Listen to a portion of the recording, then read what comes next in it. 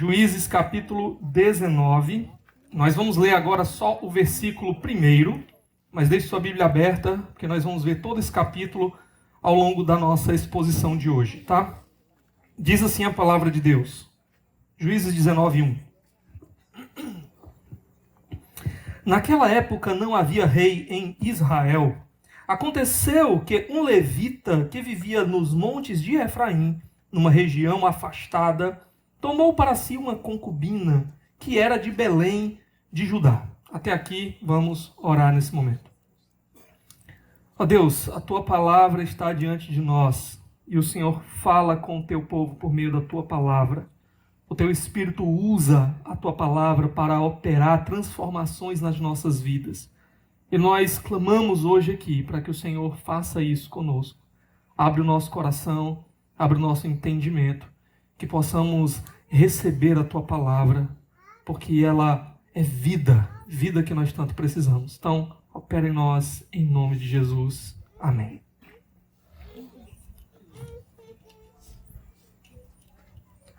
Irmãos, a derrocada de um povo, a derrocada moral, a destruição moral de um povo, ela não acontece do dia para a noite. Ela é um processo. São passos que vão sendo tomados, até que no fim nós tenhamos ali uma destruição completa, uma devastação completa. A gente chega numa situação que a gente jamais imaginou lá no começo. Isso é na vida de uma pessoa individualmente. Alguém começa a dar alguns passos que não devia. Quando ela menos percebe, ela já está presa pelas consequências daqueles passos que ela deu, até que no final a sua vida está completamente fora dos trilhos, completamente desajustada, desestruturada, destruída, amarrotada, por causa das consequências daqueles pequenos passos que ela tomou lá atrás. Mas é assim também num povo, uma nação. Pequenas ideias, elas começam a ser recebidas. No começo, na verdade, essas ideias elas encontram resistência, né? Ideias contrárias à verdade, contrárias a Deus, elas vão encontrar resistência. Depois, elas vão ser discutidas. E depois de ser discutidas, elas vão começar a ser naturalizadas.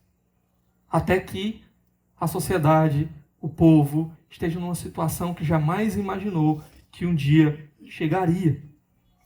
E o que nós encontramos aqui é exatamente um povo que está chegando nos limites daquilo que jamais imaginaram se tornar.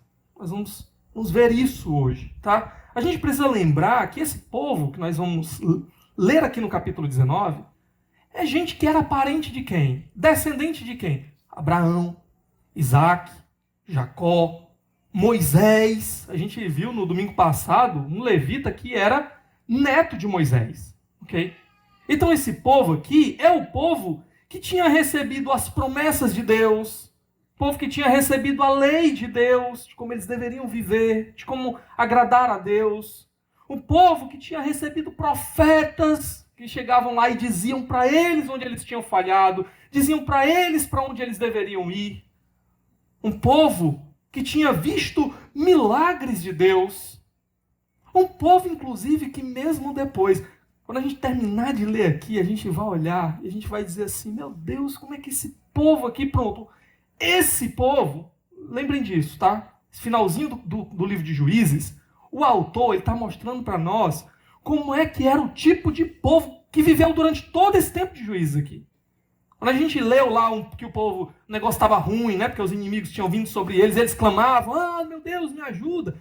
É esse povo aqui. Esse tipo de povo aqui. E Deus, na sua graça, na sua misericórdia, ainda mandava juízes, libertadores, para aliviar o sofrimento do povo. Esse povo, que deveria ser povo de Deus, amar a Deus, viver intensamente com Deus, é o povo que está se tornando cada vez mais parecido com Sodoma. Sodoma, aquela cidade caracterizada, né, como um símbolo de rebeldia e de pecado contra Deus. Pronto. O povo de Deus aqui está num processo do que eu chamo de sodomização. Eles estão se tornando parecidos com Sodoma. E nós vamos ver hoje o porquê. Agora, como é que isso pode ter acontecido? Ou como é que isso pode estar acontecendo com esse povo? Esse povo aqui, irmãos, eles deram pelo menos 3 passos. 3 passos que levaram eles à situação em que eles agora se encontram. Eu vou começar falando sobre 2 passos, que vão ser rapidinho, e o terceiro passo é que eu vou gastar mais tempo com ele, tá?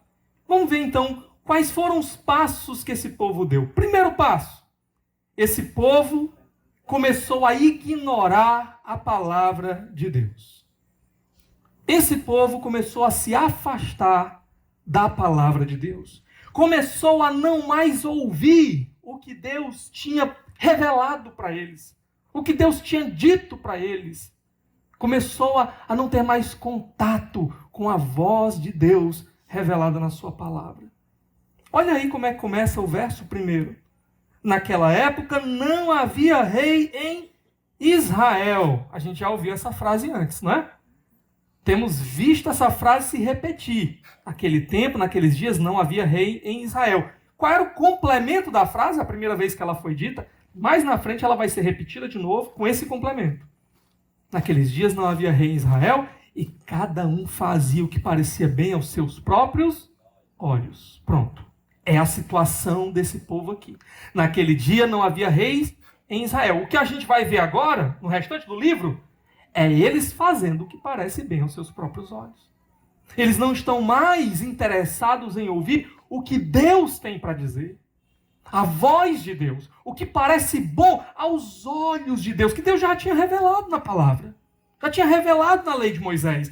Eles estavam agora interessados em olhar pelos seus próprios olhos, fazer as coisas do jeito que lhes parecia melhor, que lhes parecia bom. Viver do seu próprio jeito, não mais do jeito de Deus. Pronto, esse foi o primeiro passo. Um povo que começou a ignorar a palavra de Deus, a revelação do Senhor e viver de acordo com seus próprios desejos. Qual o segundo passo que esse povo deu na direção da sua derrocada, nesse processo de sodomização? Qual foi o segundo passo? O segundo passo é que não apenas o povo começou a não ouvir mais a voz de Deus, mas a liderança espiritual do povo também começou a ignorar a voz de Deus. E mais do que isso, ela continuou sendo seguida. O segundo passo é que esse povo continuou seguindo líderes que não estavam mais interessados em ouvir a voz de Deus, em viver de acordo com a voz de Deus. Esse é o segundo passo importantíssimo para a derrocada espiritual desse povo. Nós vimos, domingo passado, aquele levita, né? Levita fora da lei. Ele deveria ser um sacerdote do povo de Deus. Alguém chamado para ensinar para o povo de Deus o caminho de Deus, a vontade de Deus, o que agradava a Deus, como o povo deveria viver para Deus. Pronto, esse era o levita. Era um sacerdote. Só que o que aquele levita estava interessado em fazer? Ele estava interessado em buscar a sua própria vontade, as suas próprias vantagens. Ele olhava para o ministério como algo meramente profissional. O que ele estava interessado era em ganhar dinheiro. Por isso, quando ele chega lá na casa de Mica, e ele recebe uma proposta de emprego lá, seja o nosso sacerdote particular. Para ele não interessava se ali não era o santuário de Deus. Para ele não interessava se ali dentro tinham ídolos feitos até com prata roubada. Para ele não interessava nada disso. O que interessava, opa, agora eu tenho uma boa proposta de emprego.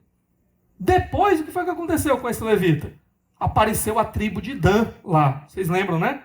E a tribo de Dan fez uma proposta melhor. Você acha melhor ser sacerdote só de um homem ou de 600 homens? Ele disse, opa. Ou de um povo inteiro. Ele, opa, uma proposta dessa. Olha o tamanho da minha congregação que vai ficar agora, né? Olha o tamanho do meu salário que vai ficar agora. Ele nem olhou para trás. Ele nem se importou com aquele homem que tinha feito bem a ele. Ele se juntou, olha, ele era um sacerdote. Ele se juntou com a tribo de Dan para roubar o cara que tinha estendido a mão para ele, que tinha ajudado ele. Ele pegou e disse, ô papai, se eu vou ganhar mais dinheiro com esse povo aí, eu vou com eles. Vou até ajudar a levar aqui esse roubo aqui da casa do Mica, né? Foi isso que ele fez. Então, olha como é que estava a situação espiritual da liderança desse povo aqui. Um homem que só pensava em se dar bem, era líder espiritual, primeiro de uma casa, depois de uma tribo inteira do povo de Deus, a tribo de Dan. E aqui, nós vamos ver no verso 19, que outro levita, outro sacerdote vai aparecer em cena agora. Capítulo 19, verso 1. Naquela época não havia rei em Israel. Aconteceu que um levita que vivia nos montes de Efraim, numa região afastada, tomou para si uma concubina que era de Belém de Judá. Pronto. Olha o que acontece. Um outro levita, não confunda, esse não é o mesmo levita. Aquele levita que a gente viu no domingo passado, ele era neto de Moisés, né? No finalzinho, a identidade dele é apresentada para nós. Esse levita aqui é outro levita, esse aqui morava na região de Efraim, tá? E a história dele também é uma história de um líder totalmente corrompido, um líder totalmente fora dos padrões de Deus. E isso mostra pra gente o quê? Que aquele caso do levita que a gente viu primeiro não era uma exceção. Às vezes a gente podia olhar para aquele caso e pensar assim, não, mas no meio de tantos levitas, tantos sacerdotes, esse daí é a exceção. Ele só tinha um que estava estragado, o resto não, o resto estava fazendo a vontade de Deus, estava buscando viver de acordo com a vontade de Deus. Não, aparece aqui um novo levita em cena. A situação da liderança espiritual do povo nesses dias era uma situação terrível. Por que era terrível? Olha como é que esse homem ele é apresentado logo de início para a gente. Ele traz uma mulher lá de Belém, da região da onde o outro levita tinha vindo, né? Ele traz uma mulher de lá. E é dito aqui que essa mulher era para ser a sua concubina. Finalzinho do verso 19, tomou para si uma concubina que era de Belém de Judá. Enquanto aquele outro levita, ele só se preocupava em se dar bem financeiramente, esse novo levita aqui, a gente vai ver. A característica dele, que é destacada ao longo da narrativa inteira, é ele querendo se dar bem sexualmente. Ele querendo satisfazer os seus desejos sexuais. E o que eles têm em comum aqui é que ambos só pensam em se satisfazer. São levitas, sacerdotes. Eles deviam, no mínimo, pensar o quê? No que agrada a Deus, o que Deus quer, como é que eu posso fazer a obra de Deus, como é que eu posso levar esse povo para mais perto de Deus. Mas não. A marca dos dois, o que eles têm em comum, é que eles só pensam em si mesmos e em se satisfazer de alguma maneira. Pronto. Essa é a situação aqui dos líderes religiosos de Israel nesse momento. Agora, eu falei, ele traz uma concubina. O que era uma concubina? O que era uma concubina? Às vezes, quando a gente for ler aqui, nós vamos ver que ela é chamada de esposa dele, certo? Só que ela era uma esposa de segunda categoria. Provavelmente ele deveria ter uma esposa oficial, digamos assim. E aí ele tinha essa concubina, que era uma espécie de esposa, mas ao mesmo tempo, que ela tinha ali obrigações no que diz respeito à fidelidade a ele, a satisfazê-lo romanticamente, vamos usar essa palavra aqui, tá? Mas ao mesmo tempo, ela era uma espécie de escrava dele, ok? Ele tinha todos os direitos sobre ela, e ela existia simplesmente para obedecê-lo, para servi-lo, para satisfazer a sua vontade, pronto. Essa aqui é a mulher que apareceu em cena nesse versículo 1. Então, já começa percebendo como esse levita aqui está fora dos padrões de Deus.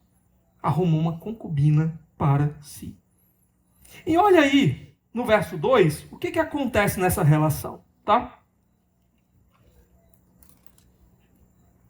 Mas ela lhe foi infiel, deixou e voltou para a casa do seu pai em Belém de Judá.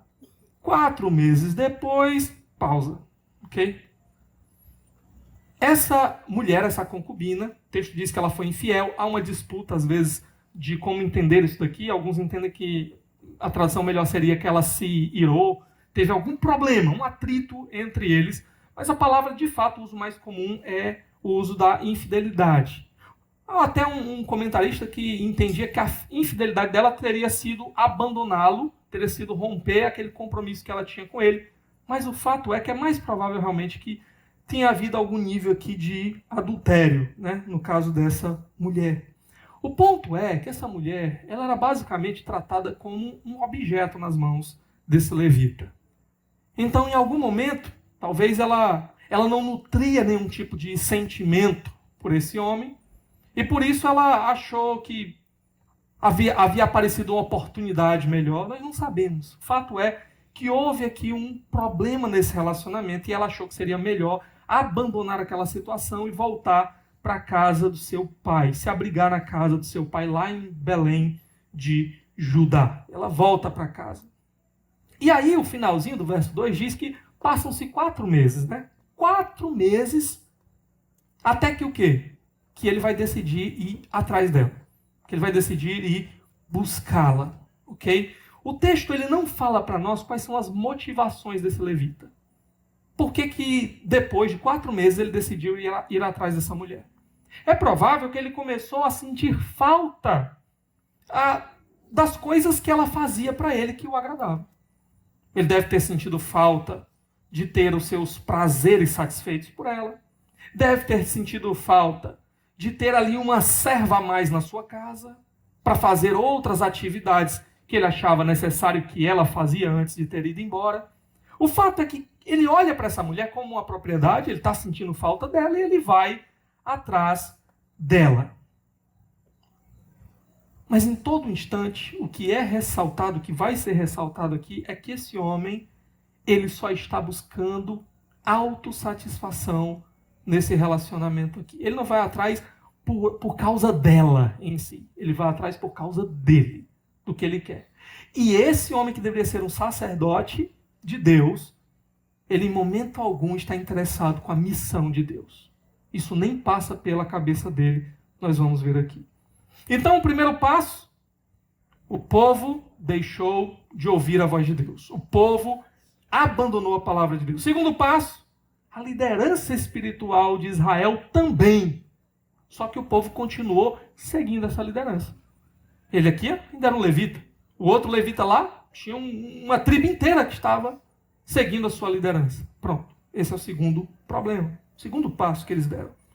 E aí a gente chega no terceiro passo. O terceiro problema aqui que vai realmente levá-los à derrocada final. O terceiro passo é que esse povo agora vai começar a imitar a cultura. Quando o povo ele perde a referência de Deus, quando ele não escuta mais a voz de Deus, o que Deus quer, quando ele não tem mais líderes que apontem para ele o caminho de Deus, então ele começa a tentar descobrir o seu próprio caminho, do seu próprio jeito, e ele começa então a observar, a olhar para a cultura, olhar para aqueles que não têm Deus, e então julgar se aquilo vai ser vantagem para ele ou não, se aos seus próprios olhos vai ser bom para ele ou não. Pronto, é o que esse povo ele vai começar a fazer. Eles abandonam os padrões de santidade de Deus e substituem isso pelos padrões da cultura. E começam a viver de acordo com a cultura. E assim, esse povo vai entrando nesse processo de sodomização, se tornando parecidos com Sodoma. Nós ainda vamos ver isso com mais clareza um pouco mais para frente. Agora, olhe os versículos de 3 a 10. Uma leitura um pouco mais longa, mas vamos fazê-la, tá? Diz: os benjamitas souberam que os... Então, capítulo 20, perdão, deixa eu voltar para cá, para 19. Seu marido foi convencê-la a voltar. Ele tinha levado seu servo e 2 jumentos. A mulher o levou para dentro da casa de seu pai. E quando seu pai o viu, alegrou-se. O sogro dele o convenceu a ficar ali. E ele permaneceu com eles 3 dias, todos comendo, bebendo e dormindo ali. No 4º dia, eles se levantaram cedo e o levita se preparou para partir. Mas o pai da moça disse ao genro: coma alguma coisa, e depois vocês poderão partir. Os dois se assentaram para comer e beber juntos. Mas o pai da moça disse: eu lhe peço que fique esta noite e que se alegre. E quando o homem se levantou para partir, seu sogro o convenceu a ficar ainda aquela noite. Na manhã do quinto dia, quando ele se preparou para partir, o pai da moça disse: vamos comer, espere até a tarde. E os dois comeram juntos. Então, quando o homem, sua concubina e seu servo levantaram-se para partir, o pai da moça disse outra vez: veja, o dia está quase acabando, é quase noite, passe a noite aqui, fique e alegre-se. Amanhã de madrugada vocês poderão levantar-se e ir para casa. Não desejando ficar outra noite, o homem partiu rumo a Jebus, isto é, Jerusalém, com 2 jumentos selados e com a sua concubina. Até aqui. O que nós temos aqui? Alguns destaques. Primeiro, o levita era um homem de boa condição financeira. Ao longo do capítulo, aqui a gente vai ver que esse não era um problema para ele. Ele viaja aqui com 2 animais bem carregados de suprimento para si e para os seus ali. Ele viaja com um servo, ele tem aqui o seu escravo, e ele está indo atrás de uma concubina que também era sua serva, também era sua escrava. Então, ele é um homem de posses, tá? Ao chegar aqui na casa da concubina, do pai da concubina, ele é extremamente bem recebido. Era esperado que ele fosse bem recebido. Essa cultura havia uma espécie de lei de hospitalidade. Isso era muito necessário, especialmente para os viajantes, que não tinham muitas vezes conhecidos em cada local. Então, esse povo ele havia desenvolvido, né, essa cultura de hospitalidade. Então, era importante que ele, ou era imaginado que ele seria bem recebido. Ele encontraria hospitalidade. Não ser hospitaleiro era uma marca negativa dentro dessa cultura. Só que aqui, o pai da moça ele fica extremamente alegre e parece que o tempo todo o autor está querendo mostrar para nós que há um exagero nessa hospitalidade. Ele é hospitaleiro demais, né? Não é todo sogro que é hospitaleiro desse jeito. Tirando o sogro do João Carlos, o resto não é tão hospitaleiro assim, né? Então aqui, parece que esse sogro quer agradar demais a esse homem aqui, ao marido da sua filha. E por quê? Bom, parece que ele está querendo garantir quais são as intenções daquele homem. E parece que ele está querendo aqui garantir que ele se sinta bem à vontade, bem feliz, bem satisfeito, para que não hajam problemas para a sua filha. Por que isso? Vocês lembram qual era a penalidade para adultério nesse tempo, não é? E mais do que isso, mesmo que não houvesse nenhum tipo de adultério aqui, o abandono de uma serva do seu senhor também era punido severamente. Então esse homem agora, pai dela, tenta aqui garantir, peraí, será que ele vai levá-la em paz? Será que ele vai querer trazer algum tipo de punição para ela, né? É o ponto aqui. E tem mais um detalhe importante. Essa cultura ela era muito marcada pela questão da honra, ok? Então, quando ele vê aquele homem vindo buscar a filha dele, aquilo ali para ele deve ter sido um alívio também. Porque ele tinha uma filha que abandonou o marido. E isso trazia extrema desonra para a família. Agora ele tem a filha voltando para o lar, né? Então é uma oportunidade de renovar a honra da família também. Agora, apesar dessa aparente aqui preocupação e boa vontade do pai, tem um teólogo, comentarista, Tim Keller, que ele vai destacar algo interessante. Mesmo o pai aqui está tratando a sua filha como se ela fosse um mero objeto. Em momento nenhum nós vemos aqui essa mulher se pronunciar, essa mulher falar o que ela acha, o que ela não acha, o que ela quer, o que ela não quer. O que nós vemos aqui é simplesmente esse pai meio que negociando com esse genro aqui e tomando essa decisão muito alegre de mandar a sua filha de volta com esse homem para ser uma concubina. Uma concubina, ok? Agora, vocês repararam que não aparece nome de ninguém até aqui? O levita é chamado de levita. O sogro é chamado de sogro. E a concubina de concubina. Nenhum nome é dado para eles. Não aparece o nome de ninguém. Por quê? Os estudiosos têm entendido que é porque esses personagens, embora sendo personagens reais, de acontecimentos reais, eles também estão aqui representando grupos de pessoas. Em outras palavras, o levita, ele não é meramente um levita. Ele está representando como é que os levitas naqueles dias agiam. Ele é um símbolo dos outros levitas.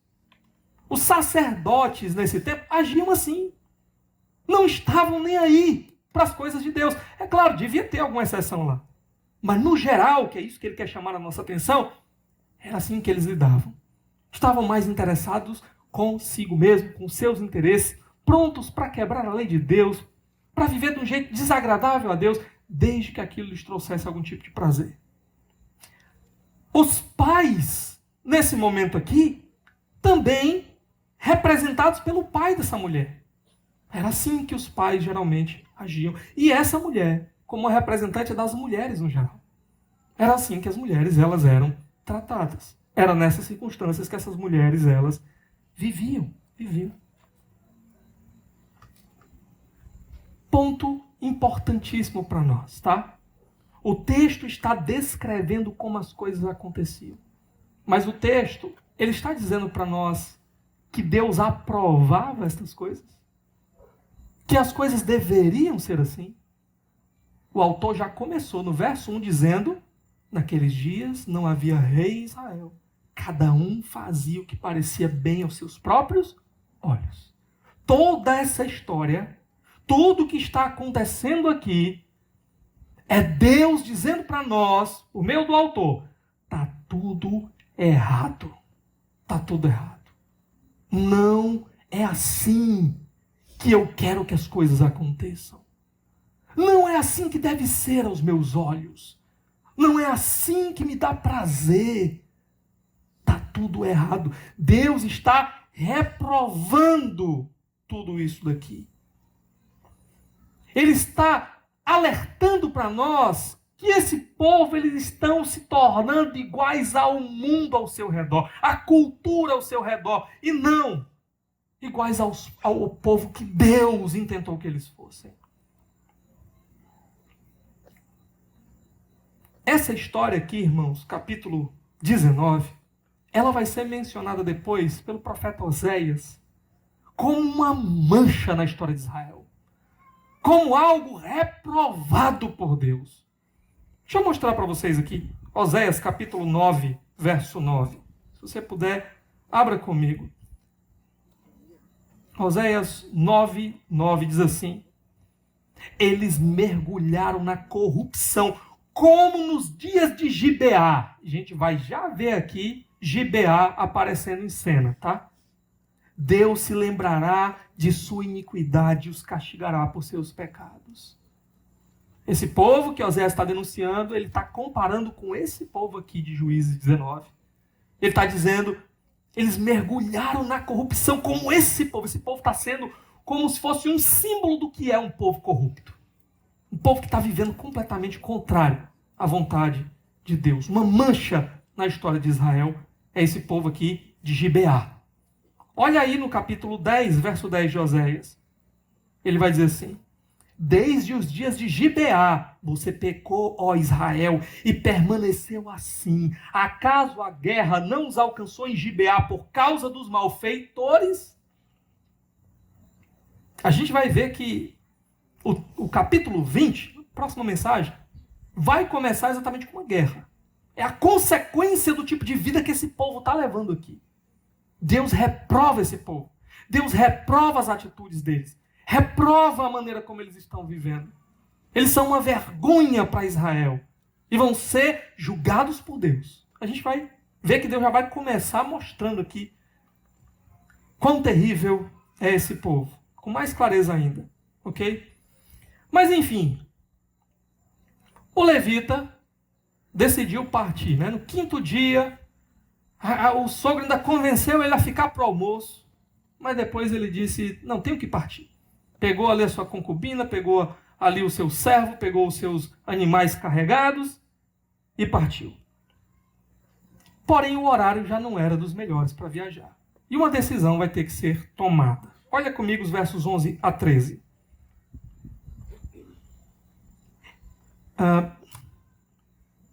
Quando estavam perto de Jebus, Jerusalém, e já se findava o dia, o servo disse ao seu senhor, venha, vamos parar nesta cidade dos Jebuseus e passar a noite aqui. Só um lembrete, tá? Jebus, Jerusalém, ela deveria já ter sido conquistada pelos benjamitas. Ela foi conquistada lá no capítulo 1, mas eles perderam depois essa cidade por causa da sua infidelidade ao Senhor, tá? Mas continuando. Então, eles estão passando, ó, venha, vamos parar nesta cidade dos Jebuseus e passar a noite aqui. Verso 12. O seu senhor respondeu, não vamos entrar numa cidade estrangeira, cujo povo não é israelita. Iremos para Gibeá. Olha Gibeá aqui, certo? E acrescentou, ande, vamos tentar chegar a Gibeá ou a Ramá e passar a noite num desses lugares. Pronto. A decisão. Onde é que nós vamos passar a noite? Não vamos conseguir chegar a tempo na nossa cidade, vamos ter que dormir em algum lugar. Primeira opção, Jerusalém, Jebus. É rejeitada pelo levita porque era uma cidade estrangeira. Lembre, era perigoso viajar nesse tempo, certo? Principalmente se você não conhecer ninguém naquela cidade. Você não teria abrigo, você não teria ali quem te protegesse. Você estaria sujeito a algum tipo de a violação naquela cidade, ok? Então, por isso, ser tão perigoso, o levita decide, não, nós vamos para uma cidade que seja israelita. Vamos procurar Gibeá ou Ramá. Por quê? Porque aí nós vamos estar em casa. Vamos estar no meio do nosso povo. Vamos ter abrigo. Vamos estar seguros, protegidos. Vamos estar no meio do povo de Deus, né? O nosso povo, pronto. Essa é a ideia. Agora vamos olhar os versos 14 e 15, o que acontece. O texto diz, então prosseguiram, e o sol se pôs quando se aproximavam de Gibeá de Benjamim. Ali entraram para passar a noite. Foram sentar-se na praça da cidade, e ninguém os convidou para passarem a noite em sua casa. Chegaram, enfim, numa cidade israelita, no meio dos seus parentes, a família da fé, né? Enfim, nós estamos um pouquinho em casa, um pouquinho no lar. Enfim, agora chegamos onde vamos ser bem recebidos, onde as pessoas vão nos abrigar, nos proteger. Essa era a expectativa. Mas o que acontece aqui? Eles estão na praça, no meio da praça. Esse era o comum, tá? Esse era o padrão. Você chegava na cidade, você ia lá para o centro da praça da cidade. Para quê? Todos iam ver que você era um estrangeiro, todos iam ver que você era um viajante. E você ia ficar esperando lá que as pessoas elas colocassem em prática a lei da hospitalidade.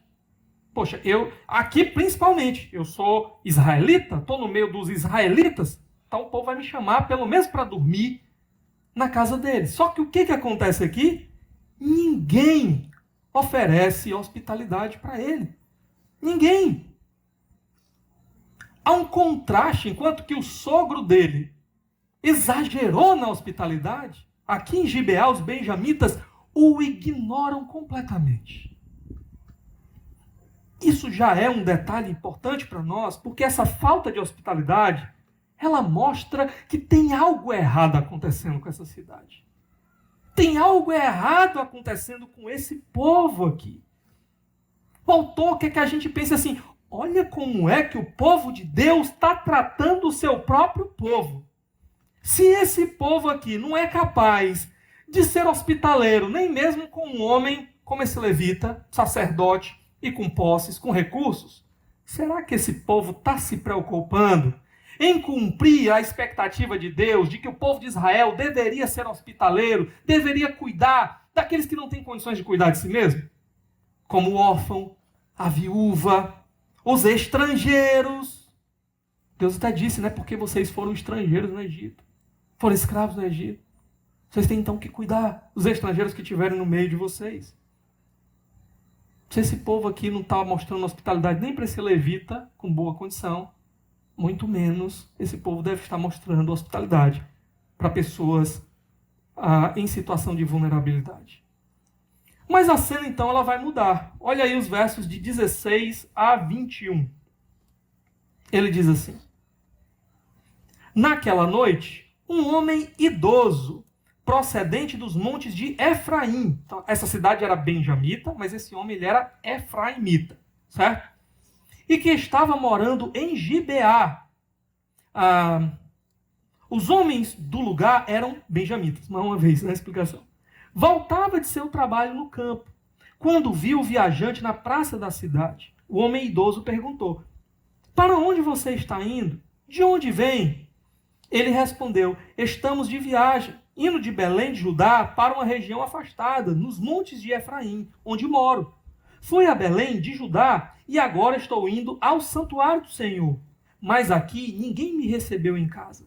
Temos palha e forragem para os nossos jumentos, e para nós mesmos, que somos seus servos, temos pão e vinho, para mim, para a sua serva e para o jovem que está conosco. Não temos falta de nada. Você é bem-vindo em minha casa, disse o homem idoso. Vou atendê-lo no que você precisar. Não passe a noite na praça. E os levou para sua casa e alimentou os jumentos. Depois de lavarem os pés, comeram e beberam alguma coisa. Vamos com calma aqui, tá? Enfim, surge alguém para suprir a necessidade de hospitalidade. Esse efraimita idoso, né? Esse homem era da região para onde o levita estava indo, né? Da onde ele morava, onde esse levita morava. Ao chegar ali, descobri que, além de tudo, é um conterrâneo, né? Esse homem mostra aqui grande hospitalidade. Ele está pronto para ajudar esse levita. O levita mostra: olha, eu não quero ser pesado, eu tenho condições de sustentar todo mundo aqui comigo, a gente só precisa de um teto para a gente passar a noite. Só que o homem mostra que ele está disposto a ir além. Realmente ele vai dar hospitalidade. Ele vai dar o alimento para os animais. Ele vai dar o alimento para eles, comida, bebida, eles vão ficar satisfeitos. O levita diz também aí que está a caminho da casa do Senhor. Aqui é um detalhe importante para nós, tá? É difícil a gente traduzir aqui e saber se a tradução melhor seria casa do Senhor ou para a minha casa. A gente viu durante todo o texto que o levita ele quer ir para a casa dele, certo? Lá em Efraim. Pode ser que ele tivesse a intenção de passar no meio do caminho lá por Siló, ir lá em Siló primeiro, depois ir para casa, que era onde estava o santuário do Senhor. Porém, pode ser que é porque a palavra minha casa, terminaçãozinha dela, e a palavra casa do Senhor abreviada, ela é escrita muito parecida. Então pode ser que aqui tenha havido uma confusão. Entendi, eu estou indo para minha casa, mas o copista tenha colocado como casa do Senhor, traduzido como casa do Senhor. Ok? Mas um ponto é que também é até destacado se esse homem, ele tinha realmente essa intenção, ou ele aqui está só jogando aqui um somebody love para cima desse idoso, né? E querendo mostrar para ele assim: olha, eu sou levita, sou de Efraim, tenho tudo que eu preciso aqui, sou um piedoso, eu estou indo até para a casa do Senhor, né? Ninguém, faz uma acusação contra a cidade, ninguém me deu hospitalidade, então só precisava de um cantinho para dormir, né? Nós não sabemos. Mas o fato é que, se for casa do Senhor, é a única vez que é mencionado aqui que ele tem alguma intenção relacionada a alguma coisa voltada para Deus, mesmo um sacerdote, né? E uma coisa muito importante é no verso 20, quando o idoso ele diz assim: não fique nessa praça. Eu vou levar para minha casa, tá? Só não fique nessa praça essa noite. Por quê? Será que tem algo realmente muito errado com essa cidade? E essa praça é algo que revelaria para nós quão erradas as coisas estão nessa cidade? Final do verso 21, ele é super bem recebido, né? O perigo, a ameaça, parece que passou, tranquilidade, calmaria, barrigazinha forrada, coração alegre. Será que as coisas vão continuar assim? Olha no verso 22.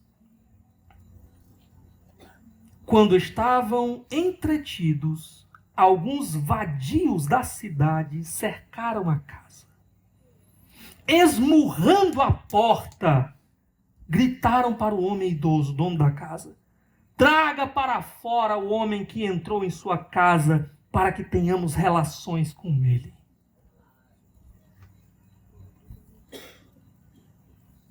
Olha essa cena.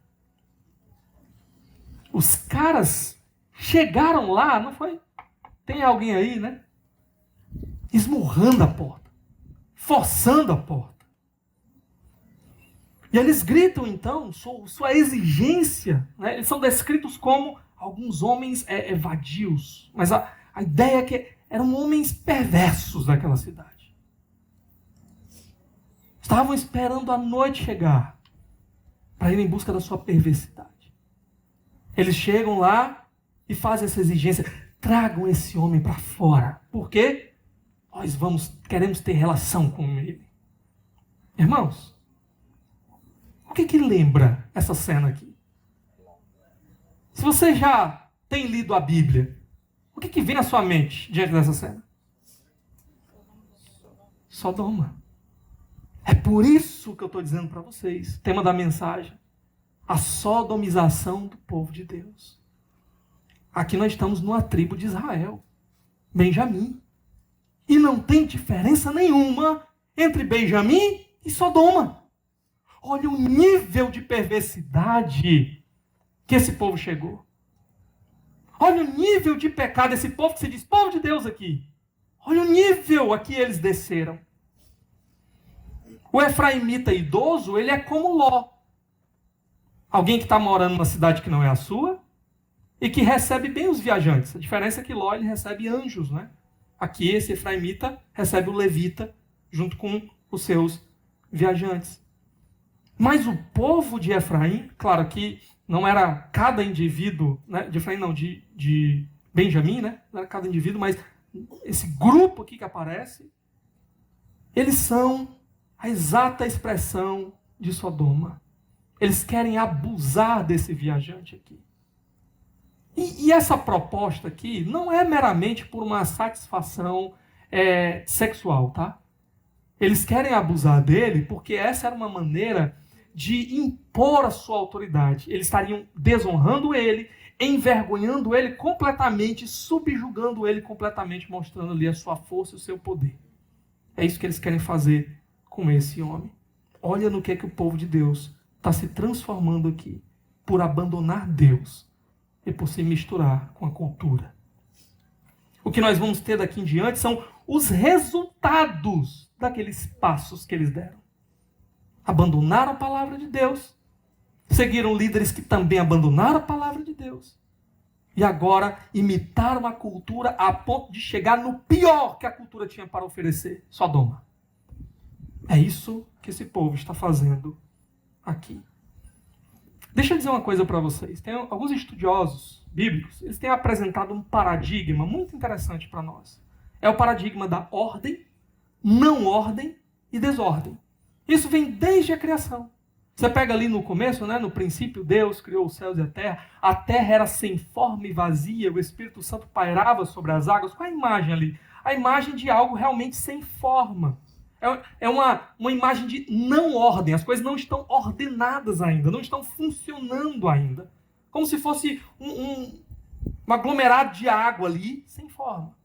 E Deus, ele começa então a colocar ordem, a fazer as coisas funcionarem como deveriam. Então ele coloca a porção seca na terra, coloca a terra, né, ali, ele coloca os luminares, ele cria vegetação, ele cria animais, ele cria o ser humano. E ele então cria um jardim. E o jardim ali, pelos paralelos que a gente encontra com a própria ideia do Antigo Oriente Próximo lá, remete a uma ideia de templo. Ok? Os 7 dias da criação era como se fosse 7 dias da dedicação do templo. Então, ali Deus, ao fazer aquele jardim, é como se ele estivesse fazendo ali o seu espaço sagrado, onde ele se relacionava pessoalmente, intimamente com o ser humano. Ele andava com ele na viração do dia. Né? Vocês lembram da descrição? Deus, ele se revelava ali de uma maneira especial a Adão e Eva. E ele então chama a Adão ali no centro da ordem, ali no jardim, centro da ordem que Deus estava fazendo, ele chama Adão a cumprir um propósito, que é ser um agente dessa ordem de Deus. Adão tem que dominar sobre os animais, né? Cultivar o jardim. A ideia é que Adão ali, ele ia espalhar essa ordem de Deus para todos os lugares que ainda estavam em situação de não ordem. Okay? Não ordem não é pecado. Okay? O que acontece? Não ordem existem ainda coisas a serem resolvidas. Ok? Pronto. Adão deveria ser esse agente. Só que o que acontece? Adão peca. E o pecado de Adão está intimamente relacionado com a desordem. Adão, ele se rebela contra Deus.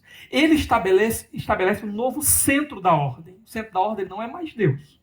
O centro da ordem agora é Adão. Por quê? Ele quer ser como Deus. Ele não quer mais necessitar ouvir a voz de Deus. Ouvir que Deus diga para ele o que tem que ser feito, como é que ele tem que agir, o que agrada a Deus, o que é certo, o que é errado. Não. A ordem agora quem quer estabelecer é Adão segundo os seus próprios olhos. A mesma coisa que nós encontramos com esse povo aqui. Esse povo se afastou de Deus, do centro da ordem. E se estabeleceu agora como um novo centro da ordem. Eles estão em rebelião contra Deus. O que vai vir daí? Só desordem. A mais destrutiva possível. Por que eu estou falando para vocês tudo isso? Porque nós precisamos lembrar que o centro da ordem é o nosso Deus. É o nosso Deus. E sempre que nós nos afastamos dele, nós estamos trilhando o caminho da desordem, da rebelião, da desgraça, do juízo.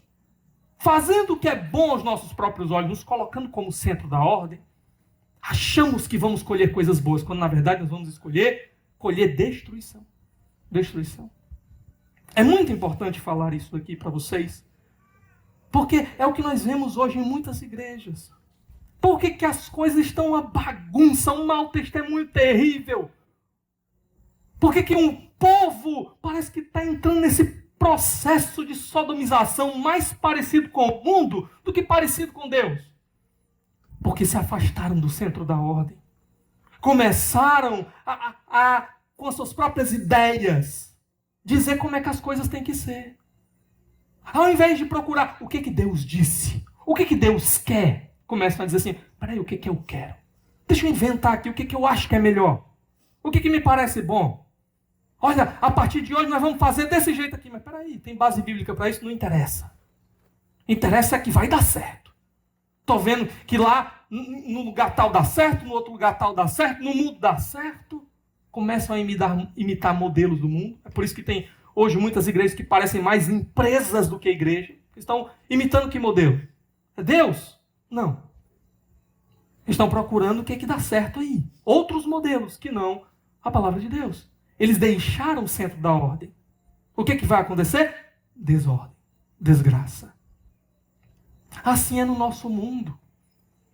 Há não ordem no nosso mundo. Há coisas que precisam ser resolvidas. Há coisas que precisam ser ajustadas. Que precisam ser organizadas para funcionar, trazidas para a ordem.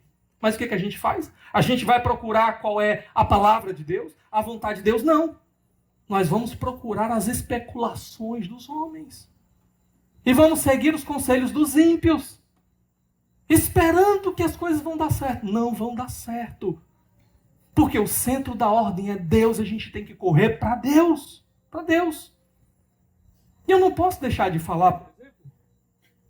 Eu não posso deixar de falar, a não ser que o Senhor corte meu microfone nesse momento, né? Eu não posso deixar de falar do momento que nós temos vivido.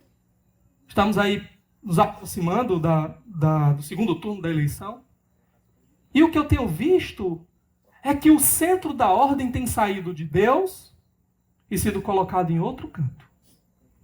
A expectativa de muitos hoje está em quem? Em Deus?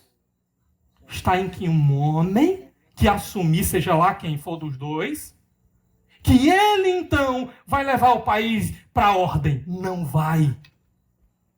Como é que o senhor sabe, pastor, que ele não vai? Porque eu já fui governado pelos dois. Já foi levada para a ordem? Teve avivamento no Brasil? Como é que estão as estruturas? Estão mudadas? Estão transformadas? Não estão. E não estarão. Porque só quem vai resolver os nossos problemas é o Senhor. E é por isso que a gente não pode estar refém de achar, de colocar nossas expectativas e nossas esperanças no lugar errado. Eles não vão resolver. Não vão. É por isso que não vale a pena a gente se desgastar por esses homens. Colocar o nosso coração nesses homens. Nós temos que voltar para o Senhor. Sabe como é que nós vamos conseguir mudar alguma coisa? Sabe quem é que vai conseguir mudar alguma coisa? O Senhor através da igreja do Senhor. Porque a igreja é que é sal para esse mundo. A igreja é que é luz para esse mundo. A igreja. Então nós não deveríamos estar por aí brigando com Deus e o mundo, vestindo camisa de A, camisa de B, boné de A, boné de B, cartaz de A, cartaz de B.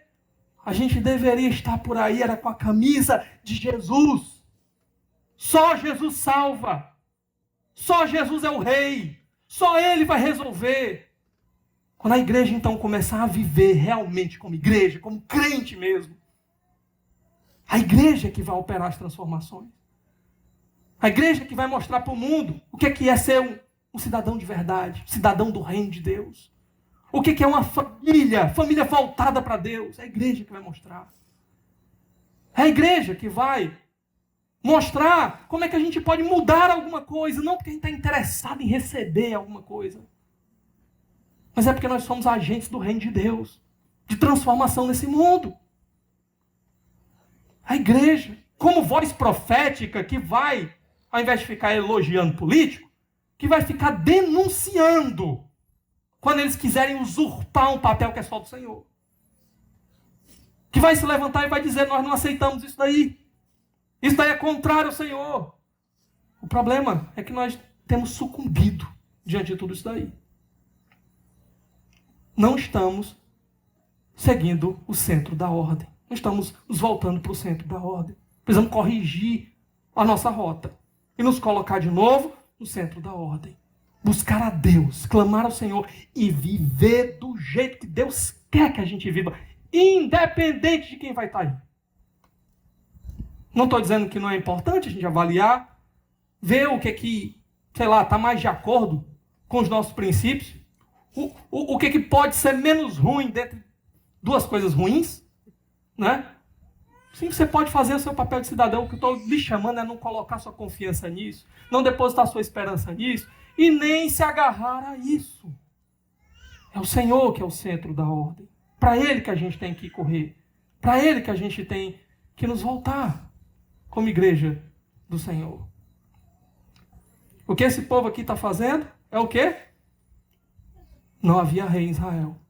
Deixaram seu rei. O rei era quem? O rei deveria ser o Senhor. Lembra de Gideão falando? Eu não vou ser rei, porque rei é o Senhor. Mas aqui eles estão deixando o rei de lado. E eles estão se colocando como centro da ordem. Nós não podemos fazer a mesma coisa. Porque a gente está vendo para onde é que a tragédia está indo aqui. A gente está vendo o que está acontecendo com esse povo aqui. Olha aí os versos 23 e 24.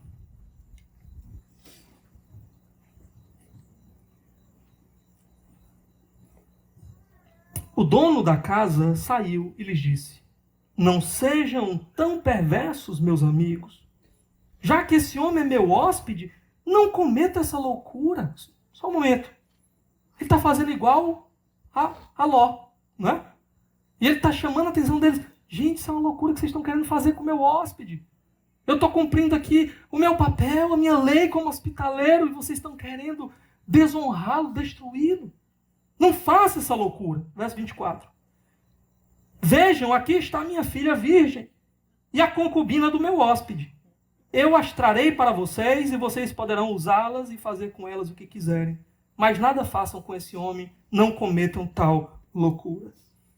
Se por um lado esse homem, ele inicialmente está aqui fazendo uma exortação apropriada, por outro lado a gente percebe que ele também está com a sua mentalidade corrompida. Ele também está misturado com a cultura aqui. Olha a proposta dele. Oferecer a sua filha e oferecer a concubina do homem. Uma pergunta. Eles não queriam, não era o homem? Não fazia mais sentido, se era para ele oferecer alguém, não fazia mais sentido ele oferecer o servo do homem. Né? Um homem pelo outro homem, né? Mas ele oferece a filha dele e oferece a concubina. Por quê? Porque na mentalidade dele, sim, as mulheres valem menos.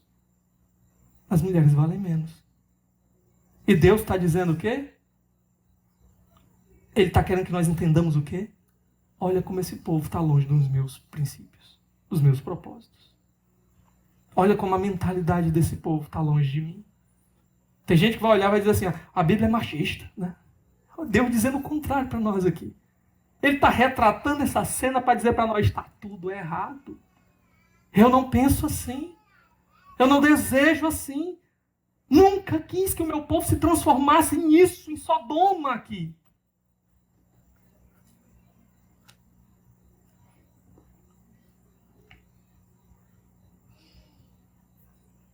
Não havia rei em Israel. O povo estava fazendo o que parecia bem aos seus próprios olhos, que era completamente diferente do que parecia bem aos olhos do Senhor. Agora, olha aí os versos 25 e 26.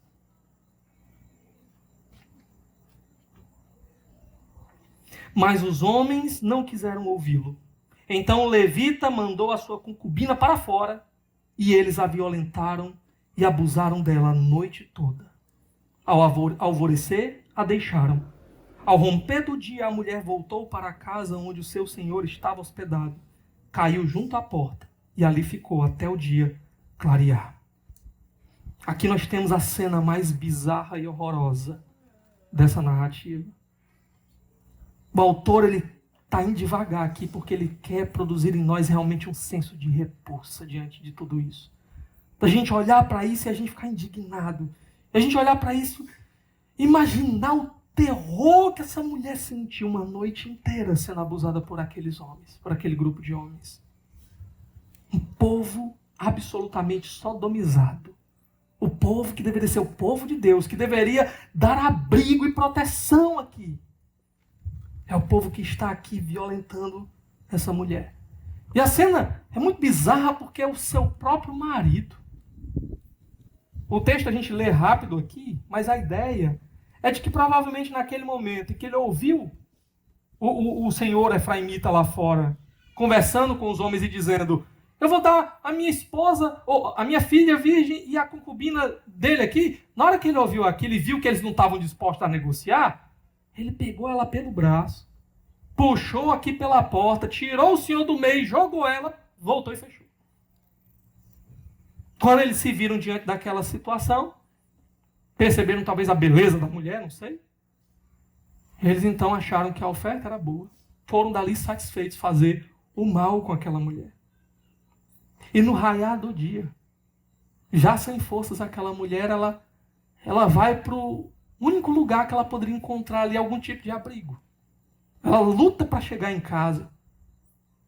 E sem força nenhuma mais, ela cai nos batentes da casa. A postura que ela cai, como se ela estivesse aqui com a mão esticada aqui, tentando bater na porta, mas sem força. O último esforço de sobrevivência dessa mulher. E o que acontece? Versos 27 a 28. Quando o seu senhor se levantou de manhã, abriu a porta da casa e saiu para prosseguir viagem, lá estava a sua concubina, caída à entrada da casa, com as mãos na soleira da porta. Ele lhe disse, levante-se, vamos. Não houve resposta. Então o homem a pôs em seu jumento e foi para casa. Qual é a reação aqui do levita?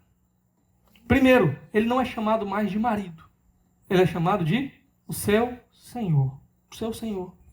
A atitude dele não é a de um homem amoroso, sacrificial, mas a de um mestre qualquer. Não há aqui nenhuma cena dramática que aponte para uma busca por socorro a essa mulher. A cena não é de um homem que ficou a madrugada inteira ali, preocupado, pronto, tentando ouvir o menor sinal, ou que buscou ajuda. Nada, nada. Alegrou seu coração e foi dormir. De manhã se arrumou para seguir viagem, talvez sem esperança de reaver aquilo que para ele era só uma propriedade. Quando abriu a porta para ir embora, se deparou com aquela mulher. Surpresa dele. Mas não há nenhuma cena que mostre, por exemplo, ele correndo, preocupado ou desesperado, tentando ajudar essa mulher, não. Há uma ordem fria. Levante-se, vamos embora. A cena inteira é pura insensibilidade. Pior do que trataria um animal. É o que esse homem está fazendo aqui. Ele pega como uma propriedade, bota nos seus animais e continua a sua viagem. Versos 29 e 30. Quando chegou, apanhou uma faca, quando chegou na casa dele, e cortou o corpo da sua concubina em 12 partes.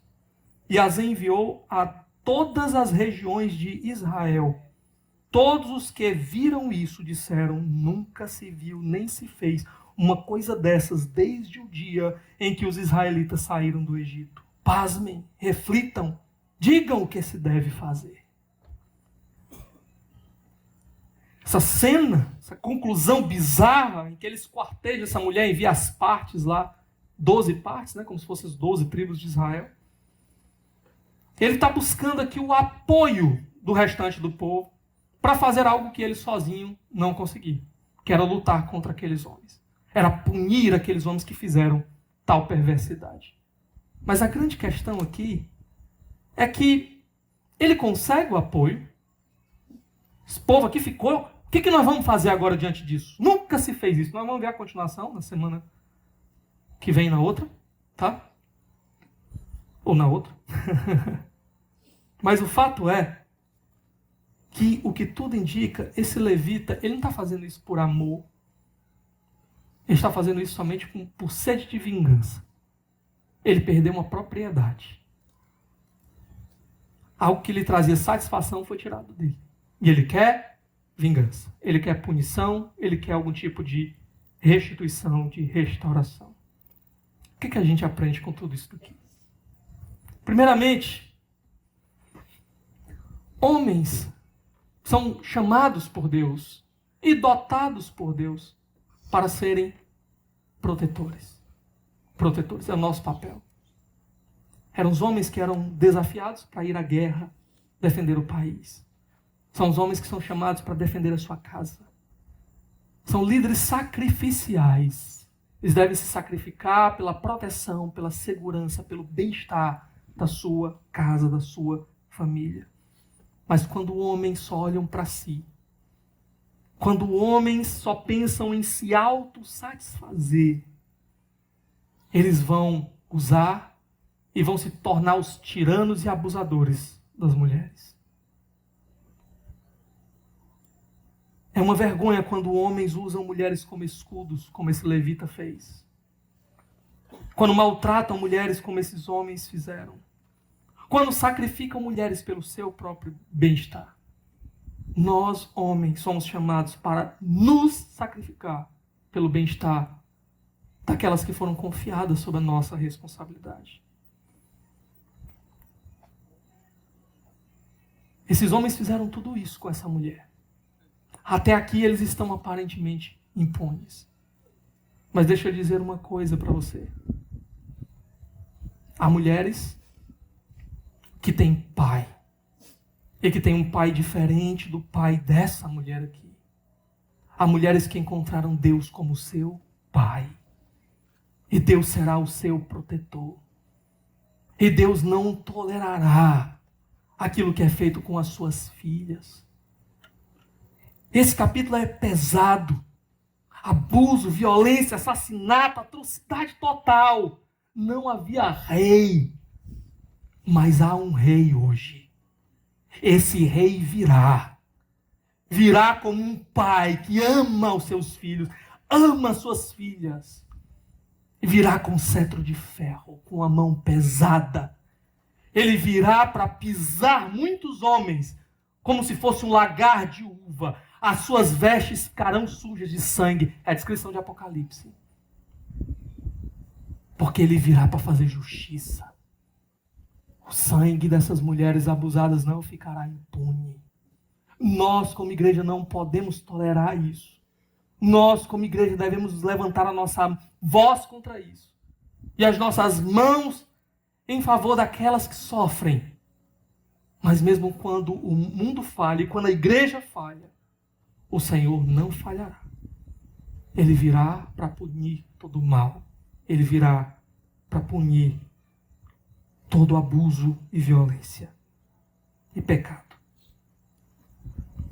Uma outra coisa que nós aprendemos é que há um grande perigo para o povo de Deus. Esse perigo é viver do seu próprio jeito e não do jeito do Senhor. Viver como você quer e não como Deus manda. O grande perigo é você ignorar a voz de Deus. E depois você ignorar as advertências. Ignorar as exortações. Ignorar aquilo que não te agrada, mas que é o melhor de Deus para a sua vida. Se o povo ele segue ignorando a voz de Deus, qual será o fim desse povo? Especialmente quando líderes começam a ignorar a voz de Deus. Aqui nós temos as últimas barreiras de proteção sendo derrubadas. O povo vai se misturar com o mundo. O povo não vai mais passar as coisas pelo filtro da palavra de Deus, mas apenas pelo filtro do que lhe satisfaz, do que dá prazer. E essa será a destruição desse povo. A derrocada final desse povo. Quando, lá em Romanos capítulo 1, Paulo fala sobre o juízo de Deus, é muito interessante que o centro ali do pior juízo de Deus, sabe qual é? Não é Deus mandando fogo do céu. É Deus entregando os homens a si mesmos. A si mesmos. É o pior. Quando a mão de Deus ela não pesa mais sobre nós. A nossa consciência já não fere mais. Já não há mais tormento em nossa alma. Mesmo vivendo no pecado. É nessa situação que Deus entrega você para viver do seu próprio jeito. O pior tipo de juízo, porque aí já não há mais possibilidade de arrependimento. Apenas ladeira abaixo, apenas destruição. Nós não podemos tolerar isso. Como igreja, nós não podemos aceitar isso. Não podemos relativizar o pecado. Não podemos fechar os olhos para o pecado. Em troca de qualquer outra coisa. Não podemos. Sabe, eu soube de um pastor que um rapaz lá na igreja dele, que era até líder, parece que de jovens, alguém viu aquele homem cometendo pecado. E então, por isso, falou com o pastor chamou aquele jovem. E então, o pastor, ele perguntou e ele confessou. Aquele homem estava saindo com prostitutas, garotas de programa. O que o pastor fez? Tirou ele ali de algumas funções. Não disse nada. Mas ia colocar ele para continuar dirigindo os cultos da igreja. Por quê? Não, porque a gente tem que preservar a imagem do irmão. Porque é melhor ele aqui dentro do que ele lá fora. Eu já falei isso quantas vezes para você. Alguém que está vivendo no pecado, endurecido no pecado, porque aquele jovem ele não disse assim, olha, eu vou abandonar o meu pecado. Ele disse, eu não tenho força, eu vou continuar vivendo assim. E o pastor pegou e deixou ele naquela mesma função. Porque eu não quero, é melhor ele aqui dentro do que ele lá fora. Eu já disse quantas vezes para você. Ele já está lá fora. Ele já está no mundo. Mas por que um pastor chega a uma situação de fazer isso? Porque muitas vezes ele está mais preocupado com a imagem dele do que com a saúde espiritual da igreja. Do que com o testemunho da igreja no mundo. Como é que vão me ver? Como é que vão me achar? Mais preocupado em não tocar na sensibilidade de ninguém. E o reino de Deus, como é que fica? E o testemunho de Deus, como é que fica? E a glória de Deus, como é que fica? E nós vamos o quê? Sermos homens e mulheres de Deus, servos de Deus? Preocupados com a glória de Deus ou com o nosso próprio nome?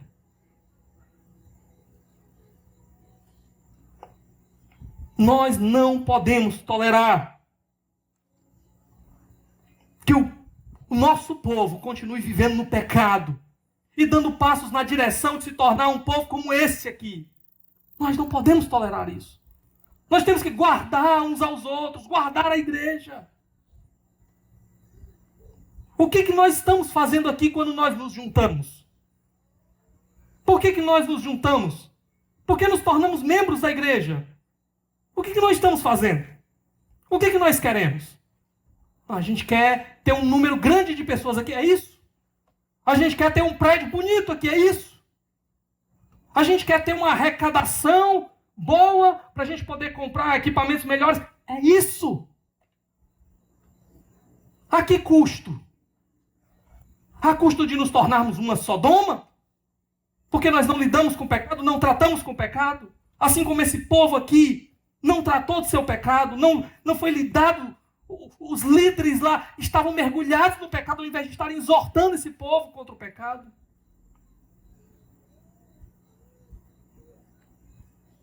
Sabe, igrejas que no passado foram fiéis, plantadas por homens fiéis a Deus, foram dando passos.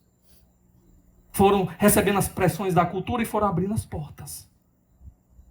E foram abrindo brechas que se tornaram rachaduras que destruíram essas igrejas. Muitas delas hoje não creem em nada que aqueles que as fundaram criam no começo. Se você for para a Europa, você não vai ver só igrejas que acabaram. Sabe o que você vai encontrar lá? Igrejas que entraram nesse processo de sodomização e não tem mais diferença nenhuma para o mundo. Diferença nenhuma mesmo. Porque quando você entra lá, não é mais igreja. Prédios, você chega lá e vê catedrais enormes, lindas. Quando você entra, são mercados, são boates, barzinhos. É isso, literalmente. Eu não estou usando figura de linguagem, não. Literalmente. Procura na internet que você vai encontrar. Por quê? Porque abandonaram a voz de Deus. Porque toleraram o pecado no seu meio. Porque se afastaram do centro da ordem e caminharam na direção da destruição, na sodomização. Nós não podemos tolerar isso. Nós não podemos. Enquanto eu estiver aqui, que Deus guarde o meu coração. E se a gente tiver que na próxima assembleia aqui, excluir 3, 10, 50, quando eu cheguei aqui eu não cheguei por causa de número nenhum. Quando eu cheguei aqui, quantas pessoas nós tínhamos nessa igreja? Pastor, mas a arrecadação, não estou interessado nisso. Quando eu cheguei aqui, quanto é que era a nossa arrecadação? Quanto é que os irmãos podiam pagar para mim de salário? E eu não vim aqui por causa disso. Eu vou um dia prestar contas diante de Deus por essa igreja. E cada um aqui vai prestar contas também. Não com a mesma responsabilidade que é dada a mim, mas vai prestar contas também, porque nós somos irmãos uns dos outros. E quando nós chegarmos diante daquele dia, o que nós vamos dizer? O que nós vamos dizer para o Senhor? Que nós deixamos que as coisas simplesmente fossem entrando dentro da nossa igreja e nós fôssemos desviando da fé porque queríamos um templo bonito ou por qualquer outra coisa? Não. Não. O que eu quero aqui não é número, não é beleza, não é fama, não é nome. O que eu quero aqui é um povo de vida transformada. Nós vamos ajudar quem a gente puder ajudar. Quem quiser a nossa ajuda, nós vamos ajudar, nós vamos atrás, nós vamos fazer o possível. Exortar em amor, acompanhar. Mas aqueles que disserem, não quero. Eu não quero ninguém aqui brincando de ser crente. Não engane os irmãos. Não engane. Se você não quer ser crente, você é bem-vindo. Pode continuar vindo visitar aqui a igreja. Pode vir. Mas na membresia não. A membresia é para pecadores arrependidos, não pecadores endurecidos. Porque a igreja do Senhor custou o sangue precioso de Jesus. Um dia Jesus olhou, ele me viu, ele me conheceu pelo meu nome. E apesar de toda a minha miséria, ele veio ao meu encontro morrer por mim. E ele derramou o sangue dele por um povo. E nós não podemos brincar com esse povo. Nós não estamos aqui para brincar. Nós estamos aqui para viver pela glória de Deus, pelo poder de Deus, pela força que Deus dá. Deus quer um povo que anda com Ele. Ele não quer um povo que se diz crente só dá a boca para fora, que brinca de ser crente. Que brinca de ser crente, Ele não quer. Ele não aceita. Naquele dia, você corre um risco muito grande de chegar diante dele e dizer assim: eu nunca te conheci. A igreja custou o sangue precioso de Jesus e a gente não pode tratar a igreja de qualquer jeito. Não pode. Não podemos deixar a igreja se sodomizar, se apartar. Essa igreja aqui eu vou passar, mas os meus filhos estarão aqui, os meus netos estarão aqui pela fé. E eu quero que eles continuem fiéis ao Senhor, até o dia que Jesus vier, até o dia que Ele vier nos buscar. Mas para isso a gente tem que deixar uma igreja, e não uma Sodoma, e não um povo que meramente se diz povo de Deus, como esse daqui, mas que já está longe do Senhor há muito tempo. Vamos orar?